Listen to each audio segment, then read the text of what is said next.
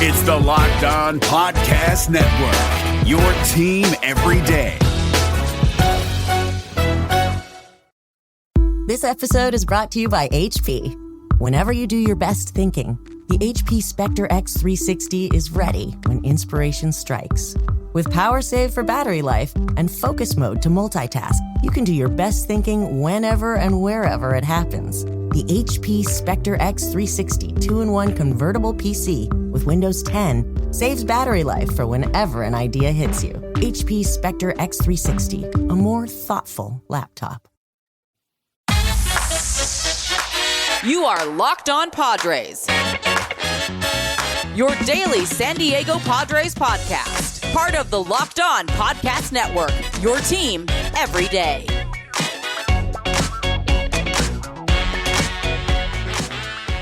Greetings, ladies and gentlemen, and welcome to another edition of the Locked On Padres podcast, which is part of the Locked On Podcast Network, your team every day for Tuesday, August 3rd. As always, I'm your host with sometimes, occasionally, but certainly not always the most, Javier Reyes. You might be familiar with some of my baseball-related work at places like Baseball FYI, Friars on Base, Off the Bench Baseball, or more recently launched, not recently anymore, but Just Baseball. Great website. And also, guys, if you're maybe, you like the pop cultures, you like the entertainments, well, you can find my work at places like Nerdist, Mental Floss, Inverse, Blaze Disgusting, Film Cred, and more, and hopefully many more to come. But most importantly, guys, of this year Locked On Padres podcast, you can check out and follow the Twitter page for the show, which is at @LO_Padres, or my personal account, which is at Javapeno. And it's spelled Javiipeno. And if you feel so inclined, only if you feel so inclined, you can hit me up on there with any questions, comments, or concerns that you might have. And I'll do my very old best to answer them here on the show, or just interact with you guys, because it's a lot of fun. I love interacting with you guys on the old Twitter sphere. You guys blow up some of my rather mediocre and tweets every now and then, so I really appreciate that every time you guys do that, like my little Pixar tweet yesterday regarding Victor Robles. But anyway, guys, today's episode is brought to you by Rock Auto. Amazing selection, reliably low prices, all the parts your car will ever need. Visit rockauto.com and tell them Locked On sent you. And for today's episode, we're doing one of my classic grab bag, I should say, type of bits where I just take a bunch of different topics and kind of throw them all together. It's a mixture of stuff today. A lot of Padres stuff, to be sure, but this is what happens when you don't have a game and when you haven't quite recorded yet with the guests that you were planning to record with. Don't worry. This is just what happens sometimes. So today, I'm going to be talking a little bit about Jake Cronenworth and something that I read from Ken Rosenthal in The Athletic today regarding the Padres' kind of playoff potential. And then going to be looking at Ben Verlander, who put out a hotly contended top 10 power rankings list, and I feel like that's a general thing, and the Padres are on there, and I'm very interested to talk about that. And then going to be talking just a little bit about something that I miss very, very dearly when it comes to baseball. Yeah, you won't see this coming. You might see it coming if you know me personally and you know what I like about baseball, but I just figured that'd be a fun little thing to talk about. So let's get right into it, shall we? Let's talk about this piece from The Athletic from Ken Rosenthal that came out this morning. Reds inquired about Chris Bryant at the deadline. Overlooked reason Cubs went all in on trades. More notes. So it's kind of just a primer talking about a lot of the trade deadline stuff. When we've been getting these reports, right? One of them is that apparently the Rays at some point were interested in Chris Bryant, Craig Kimbrell, all those guys, which to me wasn't that much of a newsbreaker because I think the Rays, and I think more importantly actually, just Chris Bryant and all those guys, I don't like reading too much into the term interested because half the time it's like, yeah, they're good players. Everybody's going to be interested in them, right? It was like, there was one report at one time last week during the deadline, that cursed deadline week, when I think they said Max Scherzer, there was 14 teams that have checked in on him. And it's like, yeah, because he's a good pitcher. Like, that didn't really mean much. The Yankees probably checked in on him. The Mariners probably checked in on him, right? Everybody checked in just because they were like, hey, let's see if by any chance he's interested in our club. So that doesn't always mean a lot to me, but I thought it was worth just talking about today because Rosenthal does write a little bit about the Padres in a very important context, I think. First, he mentions that Chris Bryant, that the Reds had actually looked into him, which is interesting because the Reds really kind of famously did not really do much at the deadline. It's not a surprise because the Reds are just a little bit more conservative of a team. They don't make those big splashes. They tend to make the big splashes seemingly when they're not even competitive. At least That's my perspective on the whole thing, right? Like, they love trading for a Mike Moustakas, and they love trading for Trevor Bauer before Trevor Bauer was a thing. But now that they're actually like legitimate contenders, have a great offense, Luis Castillo, one of the hottest pitchers in all of baseball, over essentially the last like month and a half, basically since June 10th when he, or not even June 10th, but June 15th when he had a good start against the Brewers, like, he's been very, very good, and all of a sudden returning to kind of his ace form. He had a 6.47 ERA on June 10th, and now it's at 4.22, which still isn't like overly impressive, but trust me, he's been wiping people out, and he's consistently racking up the strikeouts, so he's dangerous. And Wade Miley's a decent pitcher, but they didn't really add all that much. And the reason I bring this up for the Padres is because Rosenthal mentions that they're one of the teams that they're going to be competing against. And what is most important that Rosenthal brings up that I want to talk about is he says the winning percentage of the Reds' remaining opponents is .464, the lowest in the NL. 13 of the remaining 46 games are against the Pirates. Only 15 games are against teams with records above 500. And then for the Padres, who might be, one of those teams that are trying to match their record and all that, the winning percentage of the Padres' remaining opponents is .516, which is the second highest in the NL, which might surprise some of you guys because they have a really easy schedule for the next week. 19 of their final 54 games, however, and 16 of their final 22 are against the Giants and Dodgers, the teams with the two best records in the league. And I thought that was a point to bring up, right? And it's no secret that I've been very sad about the Padres over the past couple of days while I'm still starting to come around and starting to recover from the deadline and realizing that I think the biggest thing is that the Dodgers improved more than it was, if this is a proper distinction, that the Padres didn't get a starting pitcher. It's more that the Dodgers just went out and made a big splash, right? That's what's really driving me insane rather than the Padres not making a move. They did get Adam Frazier, though, by the way. That's the other thing. Is like they did make a move. They got the all-star, the leader in the NL in hits. So like that's still something. But this is a good point to bring up. I had not realized it, so it really can't be understated because of the end of the season, the fact that we have to play the Giants and Dodgers so many times, how key this upcoming stretch is. So basically, my big take of the day is, Padres fans, you are allowed to get upset if the team starts dropping a bunch of games over these next 2 weeks. Because, just a reminder of their upcoming schedule, I'd be curious to see, I haven't checked exactly how it compares these next 2 weeks to every team in baseball, but in terms of their next couple weeks, they've got 2 games against Oakland starting tonight, which, hopefully you guys listen to this podcast. Sorry for the late upload by the time that game starts. Then they have 3 against Arizona, 3 against Miami, 4 against Arizona, 3 against Colorado. They need to go on a big run here. They really do. And it's going to be hard. Rosenthal also mentions that Fernando Tatis Jr. obviously is hurt, and we're holding our breath. I'm optimistic that it's hopefully kind of similar to the situation they had before, which is that they're going to kind of keep him in and they'll elect to do the offseason surgery. It's just something that might re-aggravate and pop up every now and then. Hopefully, again, I don't necessarily trust anybody when it comes to injuries. And then they also lost Chris Paddock. You still have Dinelson Lamet being kind of uneven. So it's a good example of why I'm so nervous about the Padres right now, right? Like, I don't think it was a disaster deadline, but I would have felt a lot better if you could have do something, AJ. You know what I mean? I would have loved Jose Barrios. I know the Blue Jays gave up a lot, but I still feel like he's really good. But anyway, I don't want to get down too much down that rabbit hole because I'll be talking about that throughout the week, I think, with another guest that's upcoming.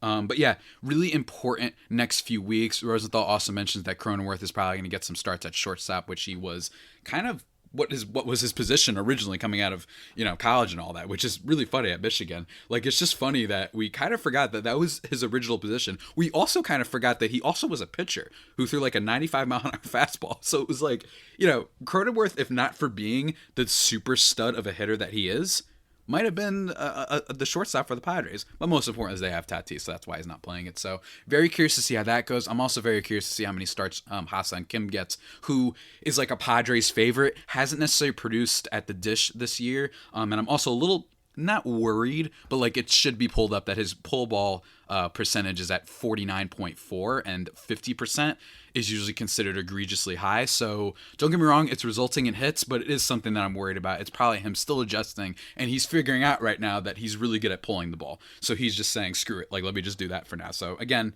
I'd like to see more reps for him, but I also understand that the Padres have a lot of depth, especially with the addition of Adam Frazier. So we'll have to see how it all plays out. And now before we continue, guys, talking about what else I want to talk about, which is the power rankings, I need to talk to you about something else with power.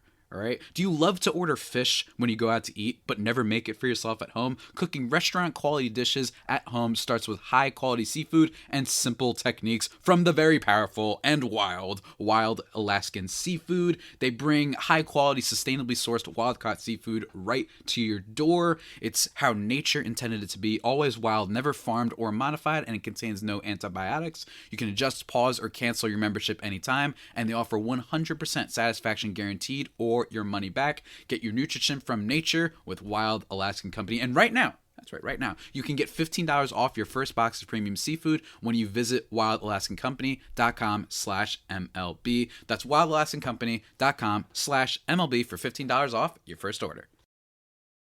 David Harrison here, the Locked On Washington Football Team podcast, celebrating with you a 21 grain salute to a less boring sandwich thanks to Dave's Killer Bread. I don't know about you guys, but when I eat pizza, I eat it for the toppings, not the crust. And when I eat a sandwich, it's for what's inside the bread, not for the bread. But when I throw a sandwich on 21 whole grains and seeds, thin sliced bread from Dave's Killer Bread, it is the epitome of addition by subtraction. That thin sliced bread lets me focus on what's inside the sandwich, but also adds to the sandwich with killer taste, killer texture, killer nutrition, a subtle sweetness, and a seed-coated crust. Dave's Killer Bread is America's #1 organic bread for a reason. It tastes so stinking good. Dave's Killer Bread is made with the highest quality organic and non-GMO ingredients and is power-packed with whole grains, fiber, and protein. Visit daveskillerbread.com to learn more and look for Dave's Killer Bread in the bread aisle of your local grocery store.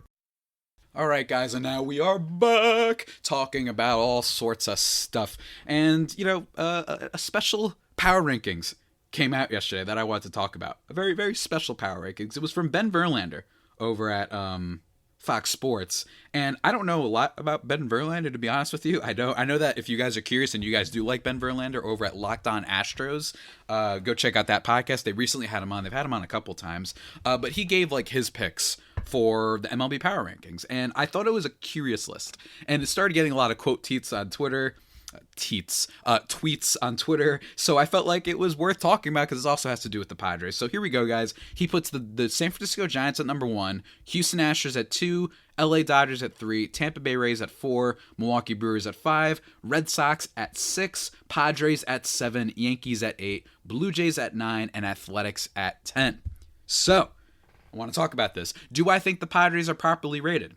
Yeah, I actually do. I think 7 is fine for them. I think on paper they should be, maybe in the top 4, especially, and they were in the top 4 for a lot of people, but justifiably so. Them not making a giant splash at the deadline, the Dodgers making a splash, combined with the fact that Blake Snell has been a massive disappointment. Chris Paddock is a super wild card, and he's hurt. Tatis is hurt right now. You're not really getting, secretly, by the way, I should bring this up. Trent Grisham has not been good for the past, month and a half in terms of hitting. He's still a great defensive player, but it should be brought up that he needs to do a little bit more. And he's his slash line is basically exactly identical to last season. So it's definitely the whole MVP bandwagon for Trent Grisham. That boat seems to have sailed, right? I still think that he's going to improve and that he's got a great hit tool for sure. But, that should be brought up. And then Dinelson Lamet's kind of uneasy health. We don't know what's going on with him. Yu Darvish has been a little bit. So I think 7 is perfectly fine for the Padres. I actually think that to a degree that the Giants being first also is okay. The Giants just have all these random players, and it's very exciting that they brought in Chris Bryant. I just love that addition for them. I think he's going to be great. I'm curious to see if they sign him long term. What can I say? They're great. Anthony DeSclafani had a little bit of a mess start yesterday against the D-backs of all teams, which is not concerning if you're a Giants fan, but still, that's a classic example of why you don't bet on individual baseball games, guys. This is exactly why. That's just my personal thing. If it brings you excitement, if that's your thing, you're not necessarily always looking to make money. You just like having a reason to be excited about a game. Do your thing. Do your thing. Make your own decisions, right? But that's why I don't do it, because Anthony DeSclafani, who's been very consistent for them, buy low dude that they got in the offseason, ends up having a pretty meh start against the worst team in baseball and one of the worst teams we've seen in a while. I think the Baltimore Orioles actually are probably one of the worst. The year before Machado got traded.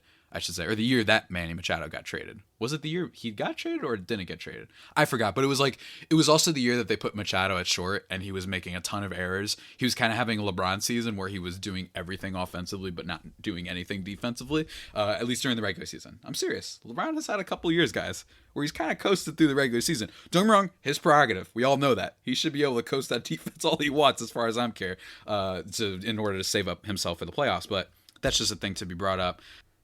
Way too much of a tangent there on bad teams. I also thought that the Dodgers probably should be ahead of the Astros. I know that the Astros have been great, and I think Ben Verlander is a Houston guy, so it's not a shocker that maybe the bias came in there. But hey, the Astros still are very good. They're going to get what's-his-face, Alex Bregman back and healthy in the lineup, but that's a really good team with amazing hitting that has had enough contributions from the back end of the rotation to make up for the fact that they don't really have like surefire aces. Even Greinke, to a degree, hasn't been as surefire, but that team is really good. But I'd put the Dodgers above them, especially after the Turner and Scherzer addition. The Rays at 4. Well, I don't think the Rays on paper, or at least in your head, are necessarily better than a lot of these teams. They're just the Rays, and they find ways. They literally aren't going to have their best pitcher, Tyler Glasnow. He's just got Tommy John surgery. He might not be back until like 2023. You know what I'm saying? So that's really, really unfortunate for them. But they're just going to find random people. The Rays infuriate me for a variety of reasons, and one of those reasons is that, like, they will just find pitchers. They just find people. They find all these random dudes that will come in and produce. Wish the Padres could do that right about now, especially when it comes to the back end of the rotation. But I was fine with that. I thought Brewers was good. I actually think I might put Brewers at 4, believe it or not, because I just love what's happened with Adames. I love the Eduardo Escobar addition. Josh Hader just got placed on the IL, but even still, COVID IL, I should say. The Red Sox at 6, I think, was fair. Padres at 7. I think this is where it gets weird. Here's my take, guys. Yankees, Blue Jays, A's. I actually think that the A's, I have a little bit higher. I think I'd put them at 8. I just like that they have a bunch of Bs in their rotation. Sean Manaea has been awesome lately, looking like an ace. And these other two teams, I get the Blue Jays thing. You're excited about the addition of Jose Barrios, but even still, that seems a little bit weird, but I don't mind that one. It's an inspired choice. That's the other thing. I don't want to rip on Ben Verlander for not going with the obvious kind of answers and the obvious, Dodgers, but there's plenty of people that are always going to complain when you're doing lists. It just always happens. You're begging for it. And let's be honest, people like it when you do this. You know what I'm saying, guys? You give them engagement when you rage at them, and then that's what breaks people over. So they don't necessarily mind it. Just don't be mean. Being mean is not cool online, no matter who it is. Well, maybe not no matter who it is, but you get what I'm saying, guys. Try and be positive, at least in my opinion. The one that I think doesn't belong on this list. You could argue the Blue Jays based on stats and stuff, but if you take into account Kevin Biggio, maybe he can start improving, all that stuff. And then they've got Ryu in the rotation, who's been solid this year. They just got Barrios, who I love. I think he's very, very good. I don't care about what his numbers have been against the AL East so far. Everything can change, guys. I'm just telling you, stop only looking at stats to determine how the rest of the season will play out. The team that doesn't belong on here is the Yankees. And the team that does belong on here is the Chicago White Sox. It's actually insane that the White Sox aren't on this list. I'm not saying that the Blue Jays, I don't even want to compare it about the order. I think you take off the Yankees and people are just so amped about them getting Gallo and Rizzo, right? I really think they are. And I get it. I do.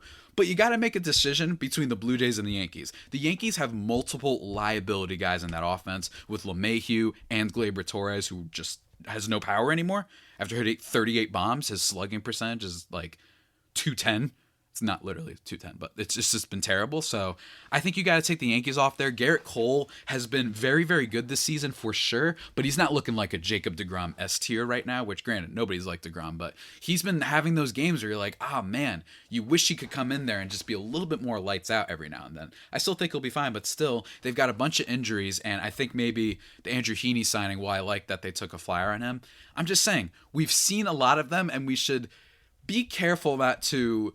There's just too many guys that light up that haven't been good enough, guys. I mean, they're starting Ronaldo Odor. They're starting Brett Gardner sometimes. So I would take out the Yankees, and the White Sox have to be on there. And the White Sox, in my opinion, are around they're at minimum top 5. I'd put them above the Rays because I just think they don't have any discernible weakness. Plus, Ben Verlander apparently here reacting to, the additions that the Yankees and Blue Jays made. What about the White Sox? They just got Craig Kimbrell. He's really good. And then on top of that, they have Michael Kopech, and they have, Liam Hendricks as their closer. I'm not saying that their bullpen is elite, because it's not really. It's been a little bit reliant on them, Hendricks and Kopech before then. But the Kimbrel addition is huge, and they didn't make necessarily moves for bats at the deadline. They did pick up Cesar Hernandez, who I actually kind of like, WRC plus around 100. Just a solid kind of replacement at second base, which was kind of their weakness. I kind of like them picking him up, and their big additions, it's going to be the return of Luis Robert and Eloy Jimenez, who was hurt for the past couple games, but he's back, and he'll be back in the lineup tonight. So that's what I'm saying.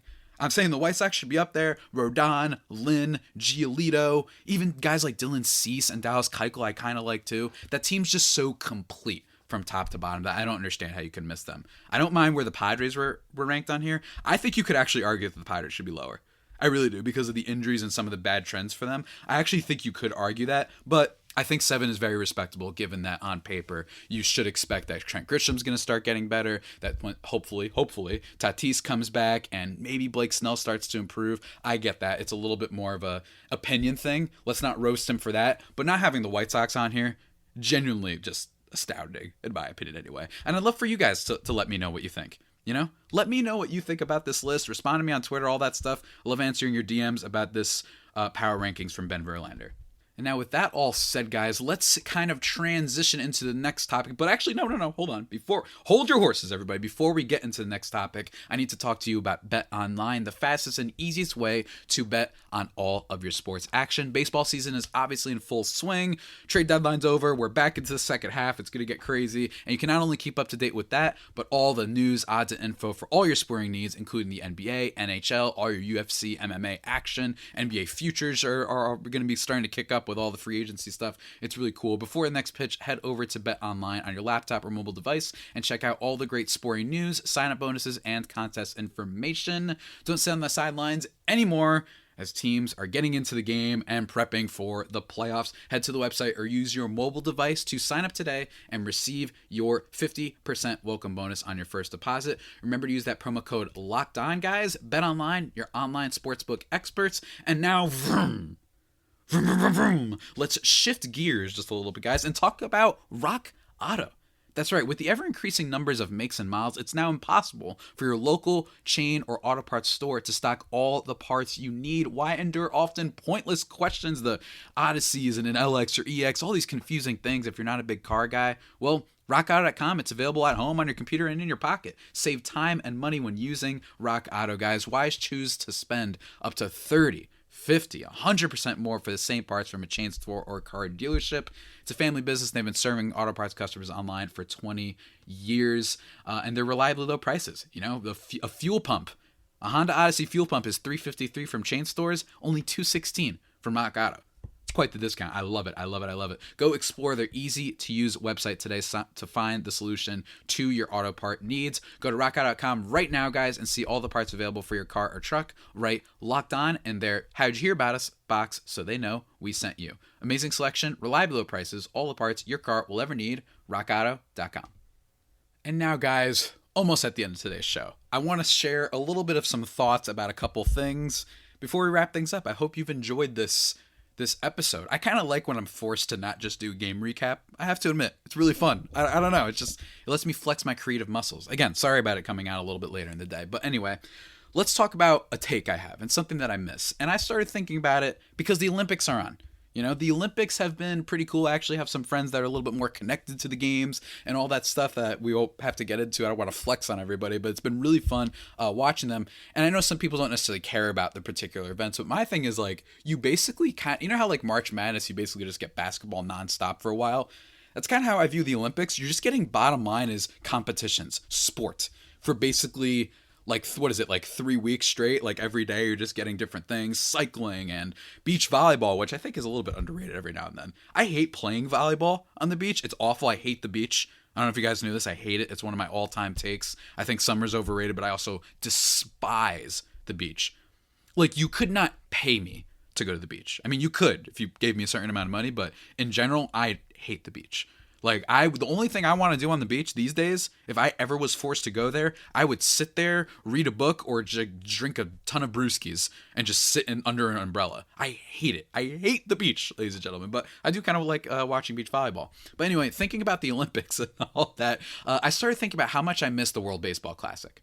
And the reason I miss the World Baseball Classic is for two main reasons. One is that Team Puerto Rico is always lit. They're one of the 4 best teams that every time they basically played. I remember watching with my dad, being so excited watching the team. As you guys know, I'm Puerto Rican too. And I'm talking like the first time I watched it with like Pudge Rodriguez and Alex Rios and Yadier Molina and all these guys. Like, don't get me wrong, Puerto Rico, it's not like some underdog team. There's a lot of great Major League Baseball players there. And some of the best ones in today's game right now are from Puerto Rico. We've got a bunch of them. 2 of them are on the New York Mets. So just so you guys know, if the Pirates get eliminated, aside from any team that plays the Dodgers, the Mets are probably going to be the team that I'm rooting for the most, just because of those 2 guys, literally because of those 2 guys. Nice, interesting trade acquisition for them. We'll see if it pans out, especially with Baez's crazy strikeout rate. I don't know if it'll totally work for them, but still, love that for them. And then the other thing about the World Baseball Classic was, in my opinion, it is what baseball should be. And I'm not even necessarily talking about like the format and the tournament. I'm not talking about that perspective, right? Because the MLB playoffs, we could debate them. We could debate the wild card and all that stuff. We really could. We could go back and forth talking about how there should be more teams or less teams and this and that. I, for one, by the way, don't put more teams in the playoffs. It's just, you don't want it like the NBA where it's a, participation trophy. All the boomers and everybody like saying this is the participation trophy generation, which is just such a condescending way of viewing compassion. Oftentimes, in my opinion, every now and then they're right. Every now and then I do think we're like, hey, like, come on, guys. But at the same time, it's like, guys, they're 6. Like, who cares? You know what I mean? Like, this isn't, you don't need to necessarily teach them about how awful life is at the age of 6. Anyway, that's a whole, I don't want to get into the political complexities of all that. But my thing is that the World Baseball Classic, what I love is that every time it was on, and it doesn't seem like, it's kind of not back for now. We have the Olympics and all that, but with baseball season, it's not like the biggest stars are there. What I loved about it is that you got no unwritten rules. Puerto Rico is just unabashedly all over the place. The Dominican Republic is all over the place. Even Team USA to a degree. And I think part of that is because, just fundamentally, you're not going to start throwing at guys in a competition that's between countries. There's just something about that. Like, what are you going to start an international incident because Yadier Molina did a bat flip? Team USA decides to plunk him. Like, that doesn't really happen. And there was just something about watching those games. There was a excitement to it. You could argue that part of the reason that it was exciting is because it's not like there's 160 games like in the regular baseball season, which I do agree. And I think that it reminds you a lot of playoff baseball, right? And that's what I kind of love about it. If you want to view it in that direction, my thing is the World Baseball Classic was just kind of like extra playoff baseball. And I really wish they could bring it back. But to me, I just missed watching Puerto Rico, obviously, as you guys know. I just love that. I love seeing Lindor play there. I loved, and USA won the last time. I know Adam Jones, I think, had the big hit the last time they played it back in, 2016? 2017. And yeah, I'm just looking right now. It was postponed due to COVID that they were going to have one in 2021. So it's not gone. It's just that it feels like it's been a while because of COVID and all that. I hope they bring it back. I really do. And I just love unwritten rules being thrown out the window. I love watching Team Puerto Rico, and I think that is the type of baseball that we should really aspire to. And I just started thinking about it more with the Olympics, and I miss it very dearly, and I think it's fun. And hopefully when it eventually gets brought back, people will see that more, and people will be like, watching baseball that's kind of like unfiltered and people just being who they are. I mean, seriously, Team Puerto Rico is unabashedly like animated. They were just losing. They even got a little bit of flack, even from some people who are not a fan of unwritten rules. Were like, all right, you guys got to calm down a little bit. Like, you should just kind of, they were they didn't have the most gracious defeat. I guess the Team USA, you could argue, but that's just kind of my feeling, guys. I don't know about you guys. I'd love to hear your thoughts on the World Baseball Classic, because I think it's just the definition of rad. And before we wind down today's podcast, guys, let me just mention to you that you should check out another podcast. All right. It's called Locked On Bets. It's really, really, really good. These guys don't miss, man. You don't have to make betting on whatever team, the Padres, the Giants, the Yankees, the whoever. Maybe you're betting on Olympic stuff. It doesn't have to be a guessing game. If you listen to the new Locked On Bets podcast hosted by your boy Q and handicapping expert Lee Sterling, get daily picks, blowout specials, wrong team favorite picks, and Lee Sterling's lock of the day. Follow the Locked On Bets podcast, brought to you by betonline.ag, wherever you get your podcasts. And lastly, in terms of the future of this podcast, tomorrow, guys, going to be recapping this game against Oakland, which should be a lot of fun. Oakland's a good team. We'll see what kind of happens. it's Blake Snell versus Sean Manaea. So either way, something tells me we're going to have something to talk about because of those two guys. One being good and the other one being extremely all year, basically. So we'll see how that all pans out. It's kind of amazing that Blake Snell's 4-4, by the way, with his record this year.